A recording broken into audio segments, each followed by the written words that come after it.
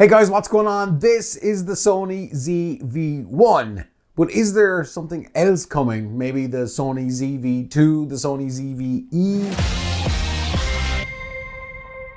Sony ZV-1 is a fantastic camera. In fact, it's probably one of my favorite cameras in quite some time. It's portable, it's got incredible autofocus, phenomenal looking video. You get some amazing photographs from this tiny little powerhouse.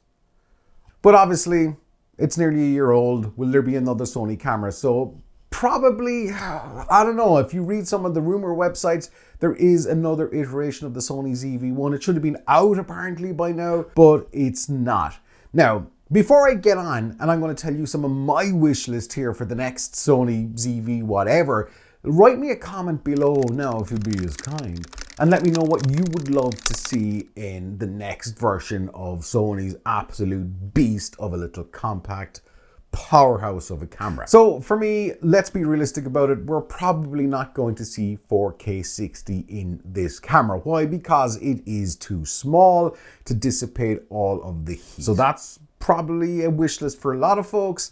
Forget about it. I would say though that the 1080p 120p is incredibly good and very, very useful. Now, let's scratch out that. So what else can be better? We're still going to probably get 4K 24 on what's going to be another iteration of this camera, 4K 30. I know you guys love it when I said 30. Can the autofocus be better?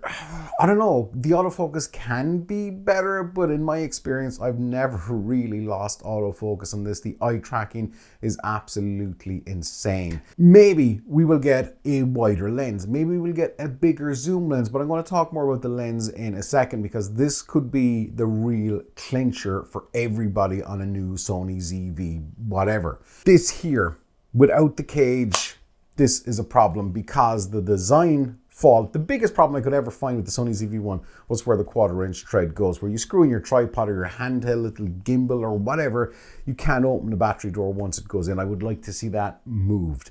Would you like to see a headphone socket in this? Probably not, because let's face it, if you're out and about using this, 99% of the time you're not going to need headphones to hear your audio levels. Yes, it needs the mic socket, which is got. I don't see why Sony would take it out.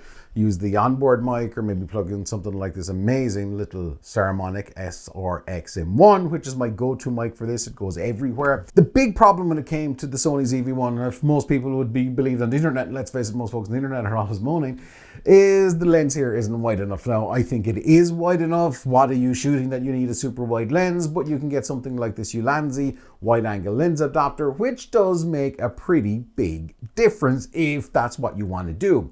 But for me, and this is what the rumors are saying as well, this is all going to change. Now, are Sony going to give you a wider inbuilt lens? Are they going to give you something like the Sony RX100 Mark 7 or 8, the one that has got the 200mm lens? Maybe. But if the rumor mill is to be believed, this is gone.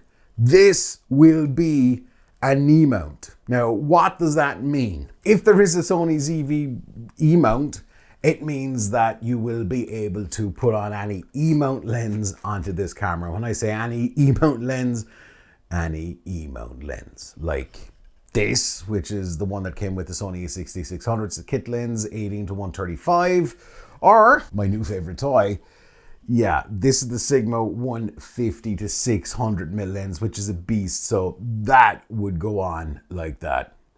How cool would that look on the Sony ZV-Whatever? Now, is that going to be for everybody? Probably not. So that leads me to the next question. Would something like this be discontinued?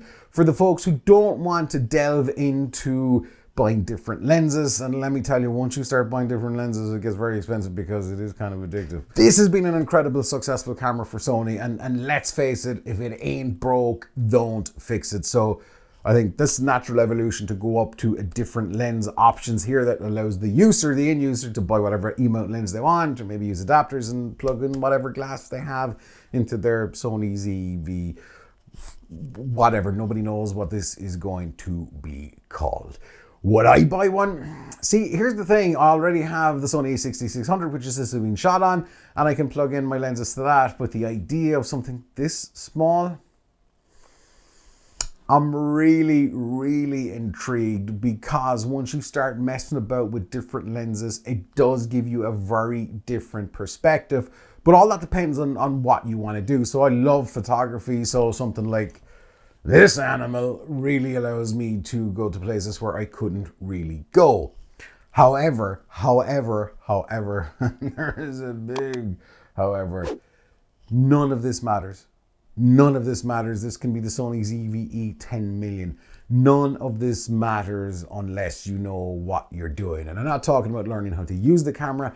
Anybody can learn how to use the camera, but I'm talking about using the camera to create content, to actually make something that people are going to watch. Not for the first 10 seconds, but people are going to watch like half of it or like 75% of it, or they're just going to keep watching. Got to tell a story. So it doesn't matter. The camera you've got in your back pocket right now, that can do.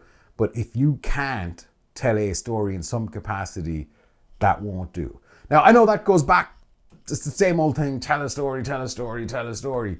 But that's ultimately what it's all about. You know, whether it's an informative story, an entertaining story, the camera doesn't really matter. It's what happens in front of the camera is what really matters.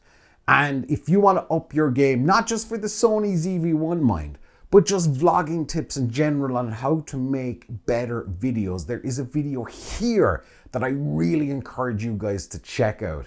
And I'll see you in the next video. And until then, don't stop fighting for yourself.